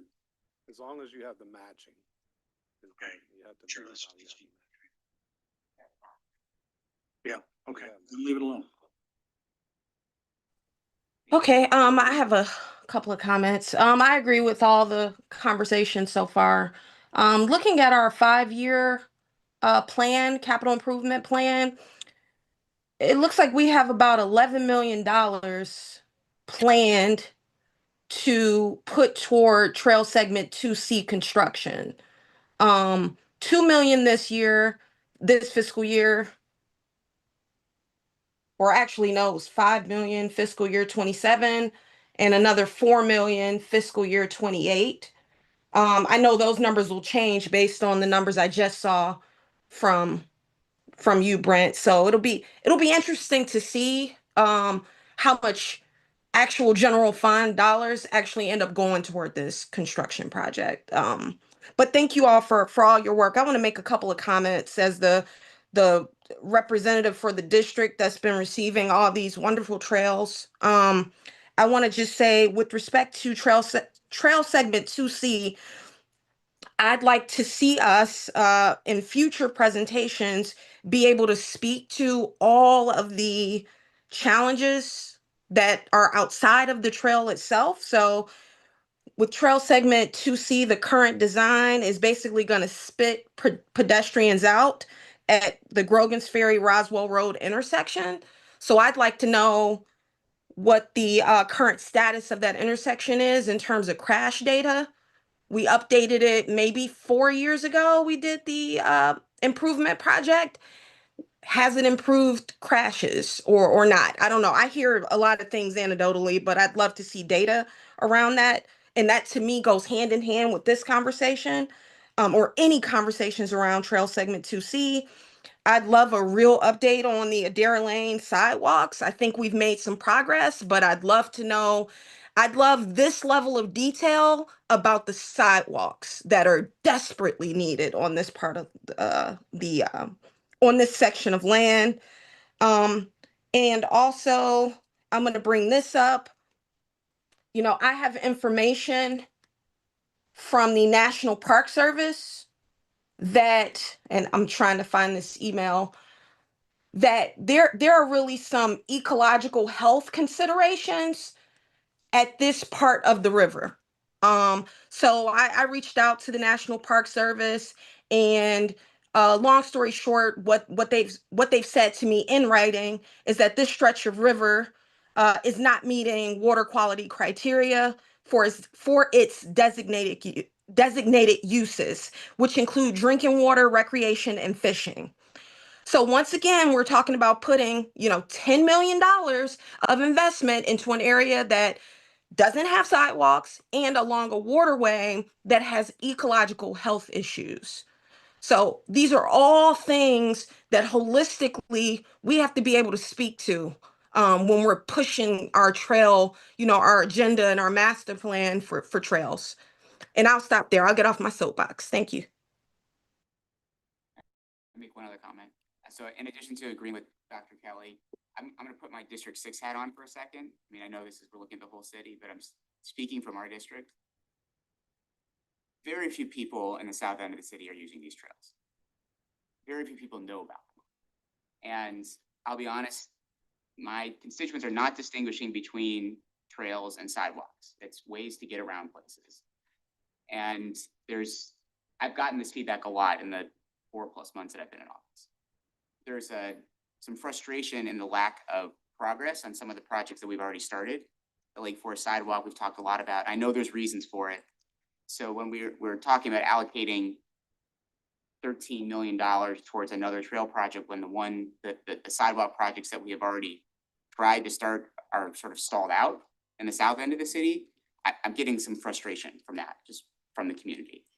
I'm not sure that using this $2 million could be better used to speed up those projects. I don't know if that's in the future looking at hiring additional staff who could help with right-of-way acquisition or some sort of expediters. I don't know yet. But I just got to share sort of for my constituents that frustration exists, that we have these trails and paths that my area is not using, and we can't even get the ones done that we're trying to do in the south end of the city. And I want to just be cognizant of that, because there's a lot of great transportation and mobility projects going on around the city. We're about to spend a lot of money to redo Hammond Drive, Mount Vernon and Johnson Ferry about to be done. Again, very few of it is in District 6 relative to other areas of the city.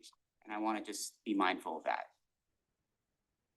And I think that focus on sidewalks is why I originally raised the question. When I see people like literally walking in the street, trying to walk their dog or walk wherever they're going, and think that there's unsafe conditions today that we have not yet allocated the dollars for.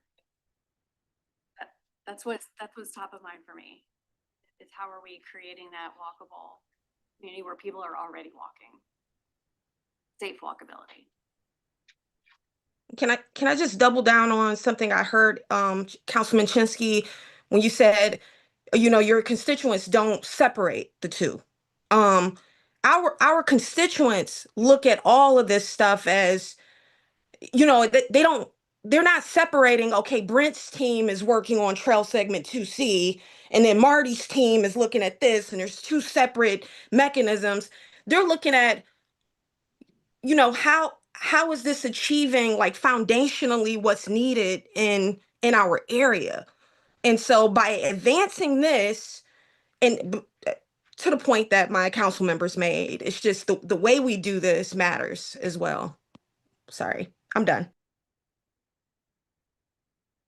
We can come back at the next, likely not budget workshop, but general workshop with an update and a reminder of the sidewalk master plan.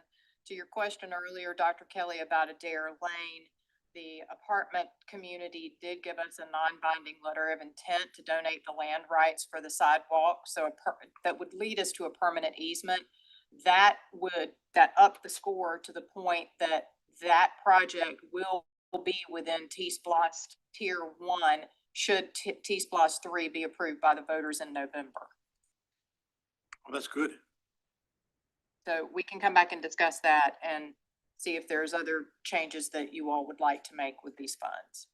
And I just have a question. So, Mary, so the sidewalks that you're thinking we need to build, are they currently on the sidewalk master plan or do they need to be added to it? What I'm aware of is already on the plan, and I trust that prioritization process. And I know the list is very long to get done. I also, when I get asked about sidewalks, it's great to be able to say, yes, sometime soon, we're gonna start the sidewalks on both sides of Roswell Road all the way to the city limit, right? We've talked about that and I understand that that funding is coming from elsewhere, so Yeah, that is federal definitely funding. good news for everyone. Well, T-Splosh says what, 16 million for sidewalks? It's another 4. I Plus thought. another 4 that we have set aside. So that's about $20 million in sidewalks. So it's not like we're not doing anything on sidewalks. We're trying to do it, you know, the challenge about sidewalks is Fulton County, when they were in charge out here, never required sidewalks. We're having to go back and retrofit sidewalks and everything else we do into a mature community, and it is expensive because of the real estate. And if people want sidewalks, they need to, it would help significantly. They would donate the right of way, get their neighbors to donate the right of way, which means we could build a lot more sidewalks. If they really want them, then they need to put that, at least that minimal amount of skin in the game. And you may recall, Mayor and Council, when we were getting ready to start on the second phase of Brandon Mill Road, that was a policy direction that council gave us. If they didn't donate the right of way, we were not gonna build that segment. And they did donate that right of way. So the only thing we did have to pay for was some incremental cost to cure out there. I thought that was our rule everywhere. No. Especially not on some of the T-Splosh projects where it includes a side path, like for, down on where you're talking about with the Roswell Road project. We've had to compensate some of those property owners down there, Businesses. but they're still property owners. If I may, a couple of quick observations, and we'll move on here because we're running out of, we got time problems here. One of the issues that we continually talk about, and I will continually talk about, is the cost, the money we spend on sidewalks. There gotta be ways to build these sidewalks cheaper, Marty. You've heard this from me before, you're gonna hear it from me again. Is there any way we can look at more efficient ways of building these sidewalks so that the dollars we spend go to more sidewalks? That's Already doing that. good. That's, to me, that's a big deal, and that's a never-ending challenge to make It this is. more and more efficient. The second is, maybe we're not messaging this well, because if District 5 and 6 folks, all they see is money spent on 2C, but the sidewalks aren't publicized, maybe they're not as aware that there's other stuff going on there as well. Maybe this is communication about, what would you call it? Communication about the city's walkable projects needs to be laid out as a full city worth. Because there's stuff going on in a bunch of cities, in a bunch of parts of the city. And maybe getting a more complete picture of this is something that might help everybody talk about your district, their district, and go from there. And then finally, Lake Forest, we've been talking about Lake Forest sidewalk for a gazillion years. I thought we had it on the runway to be finished. I didn't realize it had stalled. So if someone could let us know why that stalled, and maybe we can figure out how to move that along, that'd be good, because that is a project everybody down there has been talking about doing. I thought we were on the way to getting it done. Now it sounds like maybe there's a hiccup. What is that hiccup? Lake Forest.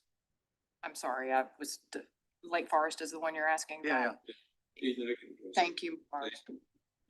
So Lake Forest sidewalk, the purpose, rather than tier one standby itself project, we have completed all but one parcel on right of way. Even with right of way, you still have to consummate the right of way. Council has accepted. Just as well, see, there's some utility adjustments, pole relocations that have to take place in the interest of building that site. So we now have a power agreement in hand. poles out of the way. The one last parcel we have is not announced in that part, so this is good news. We're gonna get that last bit of right away. It's gonna be here within the next few weeks. There is a home sale. That was the very last parcel we had negotiated with the previous owner. They were all ready to sign on the line to donate. Yeah. The cost of curing backs with them. And then we sold the house. And in full disclosure, they told the new owner, I've been negotiating this. I can't sign this now. It's got to be our staff, right? Have been in touch with all of these property owners the whole time. Talked to the new owner, consonants with us. They want the sidewalk. It's a good thing for the neighborhood. It's a good thing for them. Just a matter of getting it ready to complete. So that they have the dollars for the entire. One parcel away within days. It's finally that. Let's get the Okay, so it's really not stalled, it's just taken a long time. Yeah. Yeah, you recollect, you may not. We phased this project. There's a phase one, and phase two. Houses under redevelopment, one portion of Lake Forest. That work's completed already. As since they were under redevelopment, let's tie that sidewalk in there while those houses are under reconstruction and get the rights we need. So while that work's done, already phase one of that Lake Forest sidewalk. And wasn't there an Atlanta part of this too? Where are they, is Atlanta working their side of this deal? Nothing pending right now, so Atlanta has below the city. Isn't there a stretch? There is. Folks, we're gonna have to move along. Okay, sorry.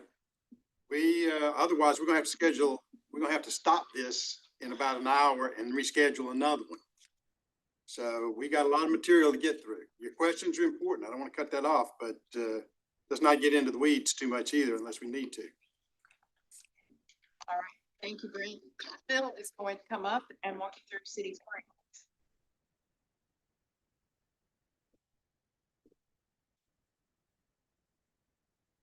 Afternoon, Mayor, Council.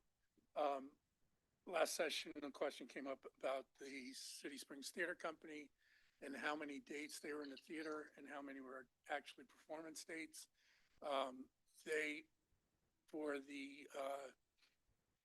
For 2025, they were in the theater for 109 days. Of those days, 56 were active show days, which left 53 that were either between load in and installation of a set and then the rehearsal time that they take to put up the show. So when they start loading in, typically on a Thursday or Friday, they'll load in and spend a week in rehearsal, and the following Friday, they'll start their shows.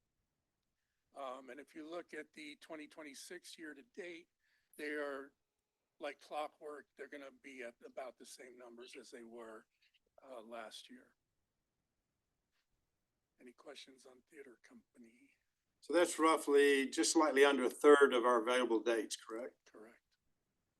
And some that we have no activity in the theater, so no concessions and that kind of thing. And then we talked about the Sparkle Village houses, and I was asked how much they cost.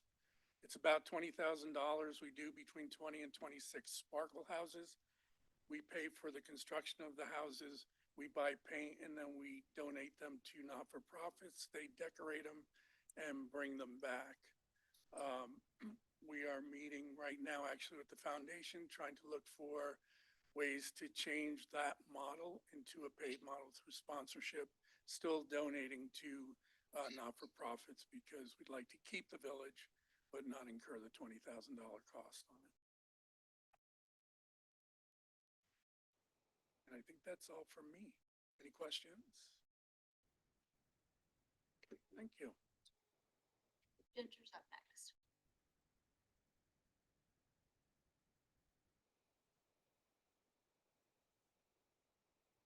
Good afternoon.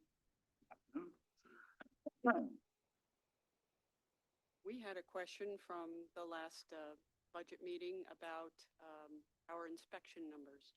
So, we put together this little chart, which shows that,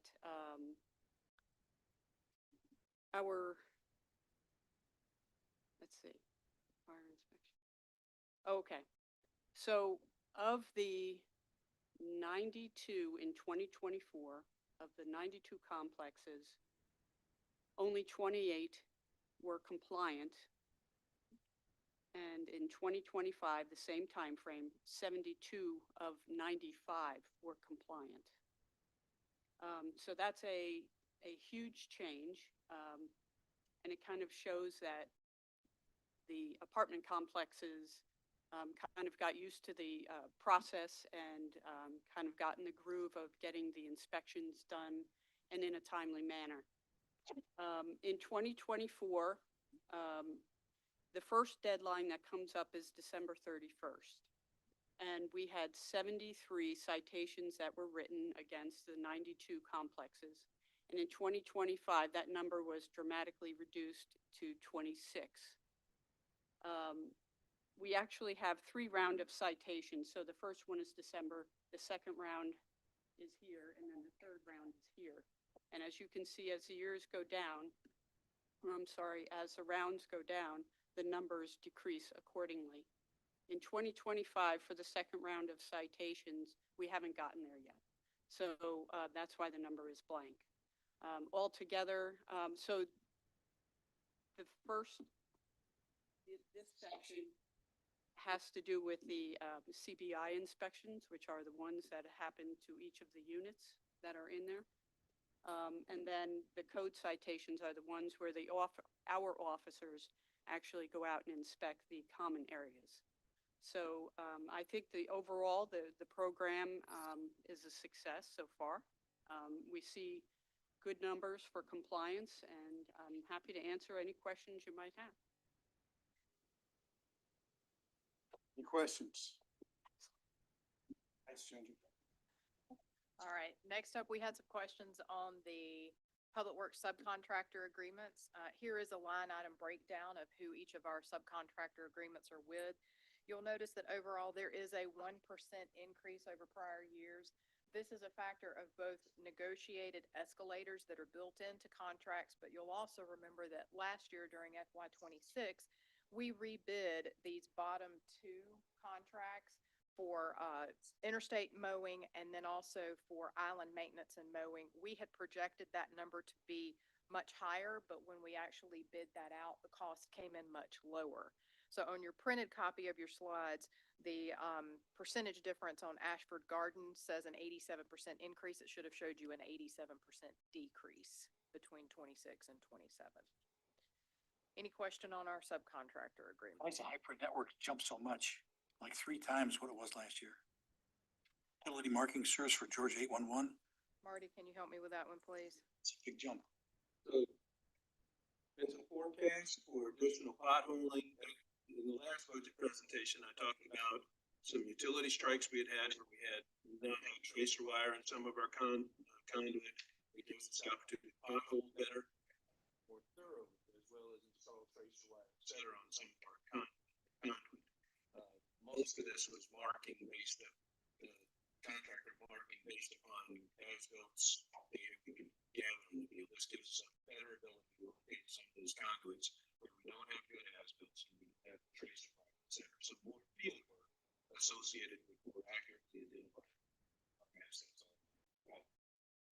This is once you do this, you don't have to do it again. It will be a short-term cost. This year, maybe another year, and then cost comes down. Oh, we've had a lot of utility lines that have been hit this week. We had one over here where they hit a gas line. I was actually driving, and they drove and hit it. Had a lot of gas line ruptures, water line ruptures. So we need a better understanding where these varied utilities are located. I agree. That's good money well spent. Okay. Any other questions on this? Just quick question. So the number we received was the increase was 295,000 for public works subcontractor agreements. Is that what's listed here? Because the difference doesn't. Are you saying from workshop one? Yeah, from workshop 1. We've refined, as we continue this budget process, we go back and refine from workshop to workshop. So numbers that we've originally included in workshop 1 may change as we move through the process, trying to make sure you have the most current projections on both incoming revenue and expenditures. Okay, because I know I specifically posed the question about the 295. So as a result of looking into that, we've gone from a $295,000 delta to a 76. Roughly, yes, ma'am. Okay, thank you. Uh-huh. Okay, next up, we have an overview of the proposed Office of Innovation and Delivery. Hearing the conversation at the retreat this year, it was very clear from council that you wanted to see us have a more focus on having innovation throughout all of our teams. In order to have a group that this is their sole responsibility, I am proposing the creation of the new Office of Innovation and Delivery. In your workshop 1, there was a 1-pager. This was the last page in workshop 1. And then these slides just give you a little bit more information on that. The purpose is that this will be considered part of the city manager's office, a subset, so to speak, and it would have a three-person team. They would coordinate a focused portfolio of what will be very high priority cross-departmental projects, one of which will be the replacement for Lucity, our ticketing software, which is a huge project for us in the next year. It would also, this office, be able to be that single point of contact and provide that up-to-date view of our enterprise-wide projects. They would also test out new ideas quickly, figure out what can work so that we're not investing a significant amount of staff time down in departments, but instead are in this office. It also gives us the opportunity to better coordinate grant pursuits, our data work, and our AI focus with council's priorities along with our capital program, so that we can better tie our analytics to real outcomes. Internally, the purpose is to provide council with a clear, up-to-date picture of major cross-departmental projects so that we have dashboards, so to speak, including status and risks tied to the adopted priorities. It will give the department directors and project leads that single point of contact so that we reduce duplication of efforts across departments, and gives our internal staff a clear path for staff-generated ideas to be tested and to be brought forward so that we can figure out what works faster. And we've already talked about how we'll be better able to coordinate the grants and AI capacity. Then externally, it also gives us the ability to increase our likelihood that high-profile projects get delivered on time, on budget, and with clearer communication to the community. Connects data with our AI efforts, designing and adjusting as we need to, especially related to resident-facing projects, and then ultimately strengthens our ability to compete for and manage other grants while improving coordination across our departments. Any questions on that proposal? It's an important area. I mean, we've all been pushing about, when we switched from contractor driven to more traditional form of government, we lost some of the nimbleness, some of the flexibility, and we lost the incentives that the private sector has that are profit driven to bring in innovative solutions to problems. That's not to say that our staff is bereft of innovative solutions to problems and challenges. It's just that we want to kind of rebuild some of that nimbleness, some of that more process driven that gets us back to kind of where we were at the very beginning of the city. And AI is moving so rapidly in so many areas. I had a conversation last night with a lawyer. Just in his field alone is seeing enormous changes almost on a monthly basis in his practice with AI, and it's happening all over.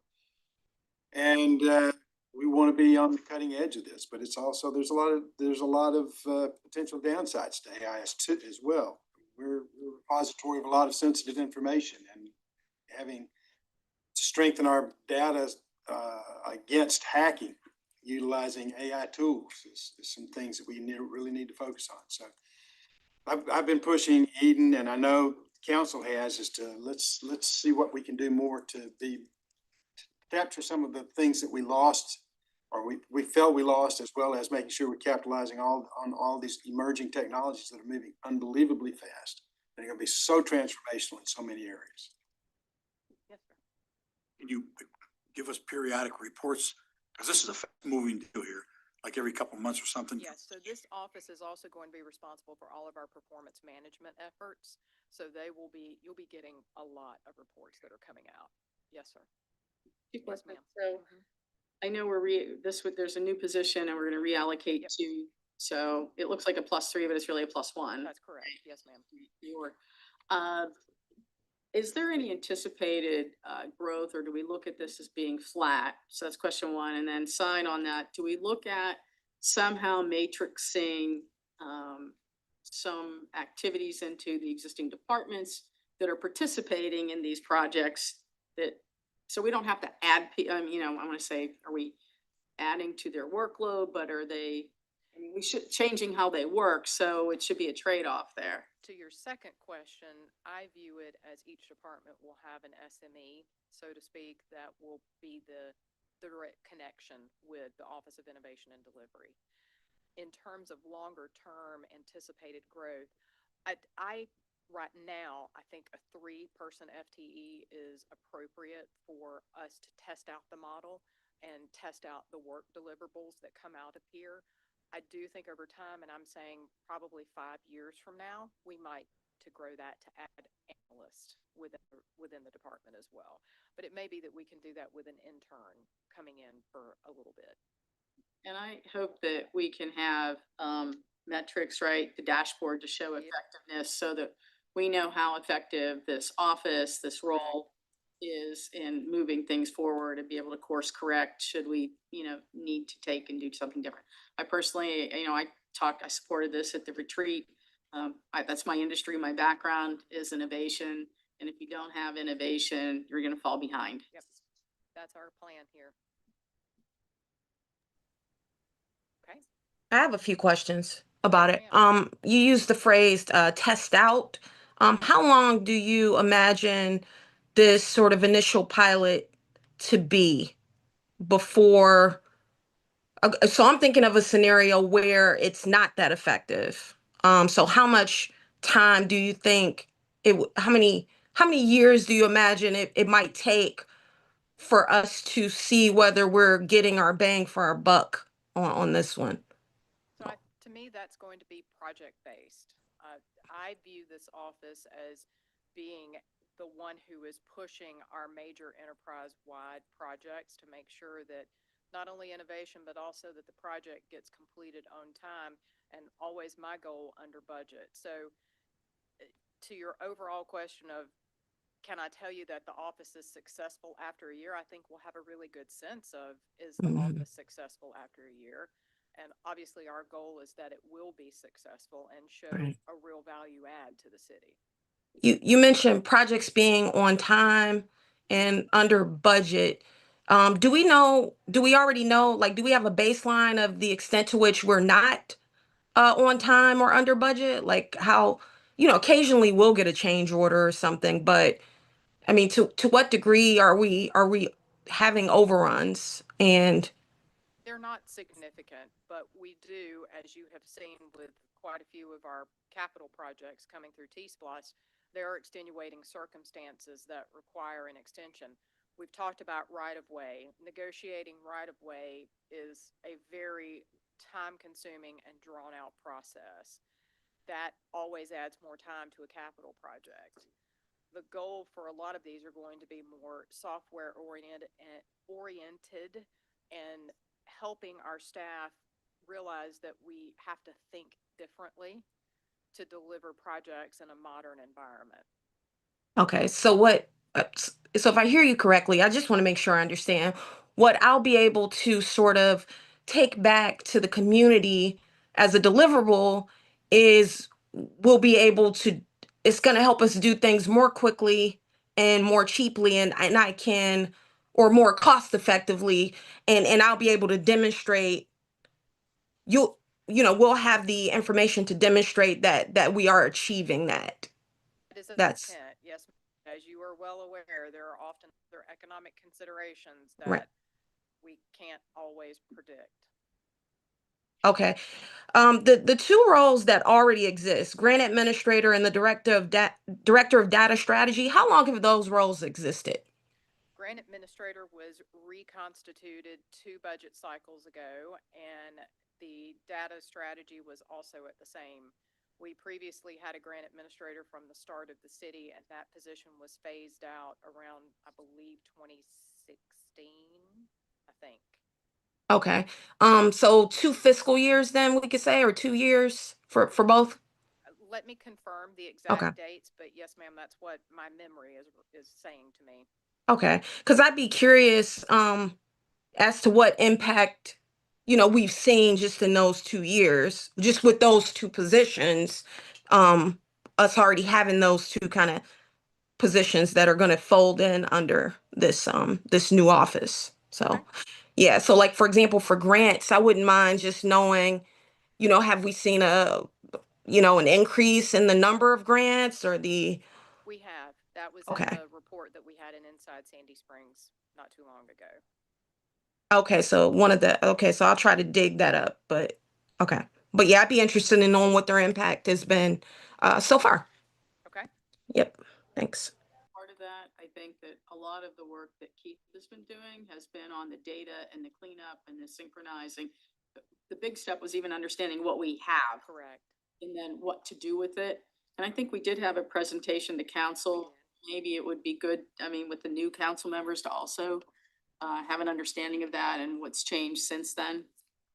That's a great point. Yes, ma'am. Okay. Next, we have some feedback from last council workshop. Councilwoman Mueller had proposed some homelessness or unhoused outreach. And since that meeting, I came back and met with the police department and with the fire department so that we could give council a current view of the scope and scale within the community. So there are roughly 13 individuals experiencing homelessness in our community. Those are folks that our police and fire folks have interactions with. They do not want to have shelter. They are comfortable where they are. That population, however, does fluctuate drastically depending upon movement through the community. The way that our current supportive services function, our police department's victim advocates, and we have 2 of them, are typically the primary point of contact.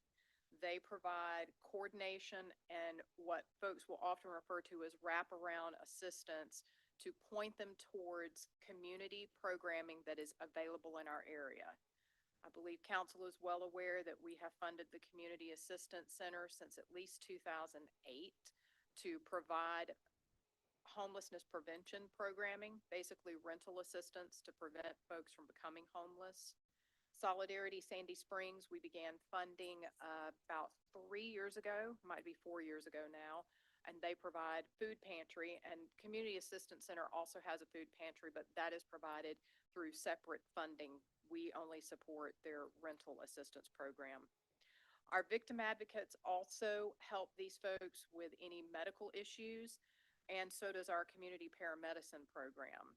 They are providing non-emergency care directly to the individuals, and we help support them where they may have limited access to care. Any housing needs are referred to the Fulton County Assessment Center and the Gateway Center. And it's important to note that under the service delivery strategy, Fulton County is responsible for providing homelessness outreach services in our area. There was also a suggestion of whether the city should appropriate or allocate some resources to apply for funding under the new Georgia Rehoused program. We did a deep dive in that, and given our limited population, we do not recommend pursuing that at this time. With that program requirements, it was a very competitive statewide grant, and it was very much focused on communities that are proposing adding housing units directed at individuals experiencing homelessness. That is not a program that we have within Sandy Springs. We also, as I've talked about already, are investing in our nonprofit partners to provide services to these individuals. And we are absolutely willing and able and happy to assist those organizations with any of their grant applications where we can provide letters of support or technical assistance to help them craft more competitive applications. In essence, reading this program, it appeared from my read as a former funder that it would be for communities that have a large local demand where there are very clear service gaps and where there is a focus on providing new shelter and housing options available. And I'm happy to answer questions on that. So thank you for looking in and providing. I think this gives clarity on what we have, what we do today. And I would say that, I know that our police are always, our residents say how compassionate they are and what a good job they do in interfacing and trying to, help as best they can. Yes, ma'am.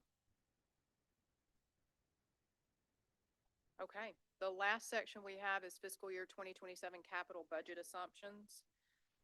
There is one change that I'll call out. After we made some adjustments with other items in the general fund, the City Springs District Improvements, which is the fifth line down here, that did increase from 2.2 million to 2.4 million.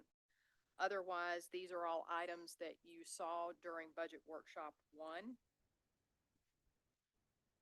And we'll go to the next one. I won't read all of these to y'all in the interest of time. The same with the remaining items that you see on slide 33. And then on slide 34, Tony reminded me that the top item, we did break out to distinguish between the city share and the PCID share on a Peachtree Dunwoody Road gap fill sidewalk project.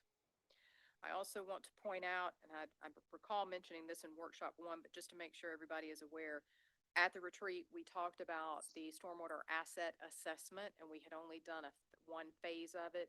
The funding to complete that for the remaining 3/4 of the city is included in that stormwater operation line of $650,000.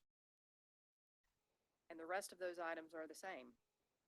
And with that, I'm happy to answer any more questions. Oh, Tony reminded me she had something to recap for y'all. There are two questions that came up regarding the revenue. The first one was miscellaneous income being $1 million this year versus the budget $200,000. And Michael, his quick thinking and quick fingers pointing out that we did receive a Georgia Power audited our invoices and they paid us $393,000 from prior. Say that again, who did? Georgia Power. This is on the street lights. So the $393,000 being from prior years, that's miscellaneous income. In addition to the gain on sale of the property at North Island, we recognize $493,000. So that's about $893,000 of the $1 million in that account.